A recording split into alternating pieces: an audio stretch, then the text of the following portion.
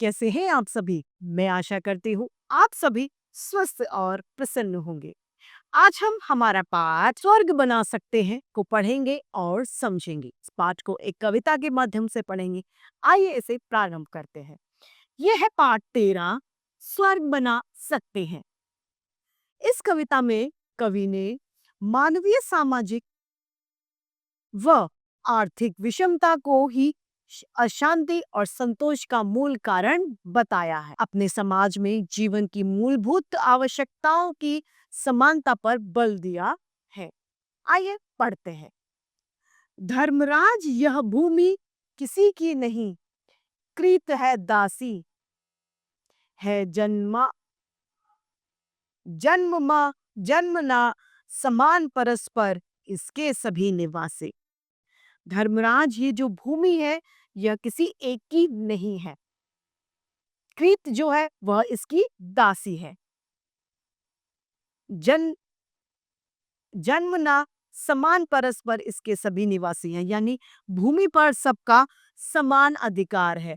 किसी की कम या ज्यादा ये धरती हमारी नहीं है। सबको मुक्त प्रकाश चाहिए। सबको क्या चाहिए? खुला हुआ उजाला चाहिए। सबको मुक्त समीरण, बाधा रहित विकास, मुक्त आशंकाओं से जीवन।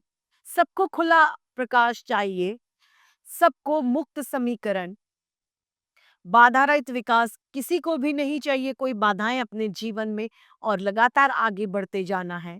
मुक्त आशंका यानी फ्री जो अपनी इच्छाएं हैं वह जीवन से वो खुली हुई सबको चाहिए। लेकिन विघ्न यानी परेशानियां अनेक अभी इस पथ पर पड़े हुए हैं। बहुत सारी परेशानियां इस मार्ग में बनी हुई हैं। मानवता की राह रोककर पर्वत अड़े हुए हैं। मानवता की राह पे रुकी हुए और उन्हीं के उसमें पर्वत रुके हुए पड़े हैं। न्यायोचित सुख सुलभ नहीं, जब तक मानव को चैन कहाँ धरती पर, तब तक शांति कहाँ इस भव को। न्याय का जो सुख है वो मौजूद नहीं है। और जब तक मानव एक दूसरे को देख के ही खुश नहीं है। एक दूसरे से इतनी जलन, इतनी परेशानी है, कोई आगे बढ़ रहा है तो उससे परेशानी क्यों? इन्हीं वजह से यहाँ पर शांति कहाँ है इस। जब तक मनुज का यह सुख भाग नहीं सम होता, शामिल ना होता, कोलाहल संघर्ष कम नहीं होगा। अब क्या कह रहे हैं? अब कवि बता रहे हैं कि जब तक मनुज का सुख दुख का भागी नहीं होगा, एक दूसरे के सुख में समान नहीं होगा, सम यानी समान नहीं होगा, एक दूसरे की जो मूलभूत आवश्यकता है जो कि रोटी कपड़ा मकान है वह सबके पास समान नहीं होगा, तब तक इसका संघर्ष जो है यानी जो लड़ाई है वो कम नहीं होगी। उसे भूलवा फंसा परस्पर, ही शंका में भय में लगा हुआ केवल अपने में और भोग संचय में।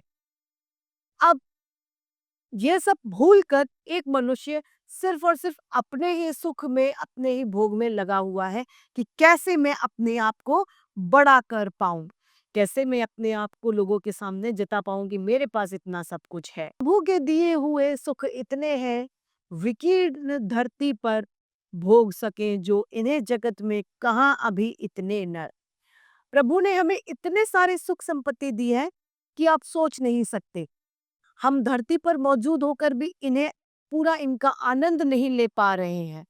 कहाँ है इतने नर, यानी कहाँ है इतने मनुष्य जो इनका भरपूर पोषण इन पे ले सके। इतने मनुष्य भी मौजूद नहीं है, लेकिन लोगों की समझ में फेर है जो इनको समझ नहीं पा रहे हैं। सब हो सकते तुष्ट, एक साथ सब कुछ पा सकते हैं, चाहे तो पल में धरती को स्वर्ग बना सकते हैं।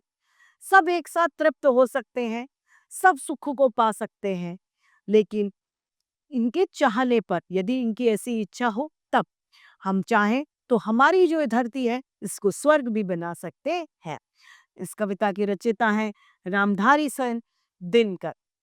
तो आइए इस कविता को फिर से एक बार दोहरा लेते हैं। धर्मराज यह भूमि किसी की नहीं, कृत है दासी है, जन्मना समान परस्पर इसके सभी निवासी है। सबको मुक्ति प्रकाश चाहिए, सबको मुक्त प्रकाश चाहिए, सबको मुक्त समीकरण, बाधा रहित विकास मुक्त आशंकाओं से जीवन। लेकिन विघ्न अनेक अभी इस पथ पर पड़े हुए हैं, मानवता की राह रोककर पर्वत अड़े हुए हैं। न्यायोचित सुख सुलभ नहीं, जब तक मानव मानव को चैन कहाँ धरती पर, तब तक शांति जहां इस भव को। जब तक मनुज मनुज का यह सुख भाग नहीं सम होता, शांति में सा समित न होगा कालो कोलाहल, संघर्ष कम ना होगा। उसे भूलकर वह फंसा परस्पर ही शंका में भय में, लगा हुआ केवल अपने में और सुख और भोग संचय में। प्रभु के दिए हुए सुख इतने है विकीर्ण धरती पर, भोग सके जो उन्हें जगत में कहाँ अभी इतने नर। सबको सकते तुष्ट, सब हो सकते तुष्ट, एक साथ सुख पा सकते हैं, चाहे तो पल में धरती को स्वर्ग बना सकते हैं। इस कविता से हमें ये सीख मिलती है कि यदि हम प्रयत्न करें तो ये धरती स्वर्ग बन सकती है। अपने आचरण, अपने व्यवहार में सभी के लिए समानता लेकर आए, अपने मन से सभी प्रकार के भेदभावों को मिटाएं और इस धरती को स्वर्ग बनाएं। इसी शिक्षा के साथ में हमारा ये पाठ समाप्त होता है। मैं आशा करती हूँ आप सभी को यह पाठ भले भांति रूप से समझ में आया होगा। आज के लिए इतना ही, फिर मिलते हैं। धन्यवाद।